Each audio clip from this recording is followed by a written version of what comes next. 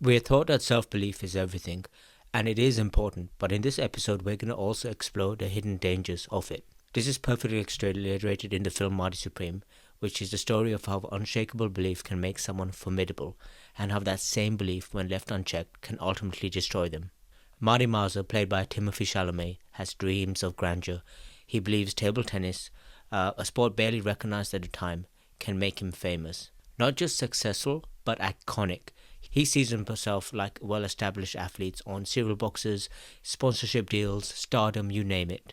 He even thinks about rebranding the actual sport. With little to no money, he quits his job at his uncle's shoe store, finds the funds through dubious means, and heads to London to win the world championship. And to be fair to him, this belief isn't empty bravado. From all you can see, he is a really talented table tennis player. He tears through the competition, even knocking out the former world champion. Now, on the surface, this looks like a classic story of self-belief paying off.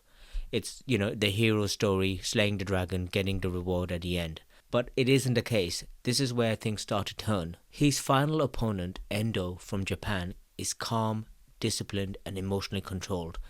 Quite the opposite of Marty. And during their finals match, Marty starts to unravel. His temperament gets the better of him and he loses composure and ends up losing the match. He doesn't take the loss well, blaming the defeat as a fluke. Says that Endo cheated by serving in an unconventional manner. What's interesting is that the match was already lost before they stepped onto the table. I find it deeply paradoxical that the very traits that got Marty this far, his ambition, his self-belief, his resourcefulness, also set the conditions for his downfall. Instead of accepting the modest accommodation, he pressured the tournament organizers into putting him up at the Ritz, which is really an impressive feat. But rather than be grateful, he behaved really entitled. He racked up outrageous bills, convinced that once he won the championship, the world will pretty much pay for it. At the hotel, he sort of becomes distracted. He starts pursuing status and chases more things to do with validation. He pitches a branding deal contingent on his victory. He pursues this actress throughout the length of his stay at the hotel. And on the last day before the finals, he ends up sleeping with her. You see, this is where the same belief that got him there became his unraveling. He stopped preparing. He failed to take his opponents seriously by not studying them. Like if he paid more attention to their unorthodox serve, he could have countered it. In the end, he just isn't disciplined. He was more concerned about his image, endorsement deals, and women, instead of zoning in on what mattered. You see, if he actually won, then he could have pursued that anyway. Now, it doesn't just stop here with him losing. It gets far worse as the consequences cascade. He returns to the States in debt. Due to the bill he racked up from the Ritz, he's also banned from competition until he pays that bill. He's on the wrong side of the law. Personal relationships start to collapse. He got a girl pregnant that he was seeing, and she's married. And still, with all of this, he refuses to reflect.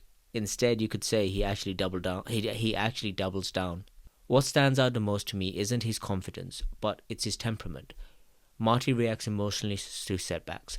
He insults allies, sabotages opportunities, burns bridges that could have actually saved him, all because he cannot tolerate loss, compromise, or have an ounce of humility. And yet, with all this is where the story becomes even more intriguing. The same belief that led him to this downfall also leads him to getting back and having another shot. The one thing I would say for him is he's relentless in his belief and does whatever it takes. He figures a way of getting to Japan for the next world championship so he can take his revenge upon his rival who defeated him last time. This belief and stubbornness to not yield is so strong that it carries him forward. It even allows him to endure humiliation, degradation, and even sacrifice his pride to get another shot at Endo. His self-belief was so strong that it even helped him learn humility, if you could call it that. Now, in fairness, not many people could do that, which is why the real lesson here isn't belief is bad. It's this: self-belief without restraint is dangerous. Confidence without humility becomes ego. And what gets you to the top will not necessarily keep you there. You see, Marty didn't lose because he stopped believing. He lost because he recognized no limits. He didn't stop to listen, learn, and reflect upon his action. And that's the real trap of self-belief, when it can go wrong.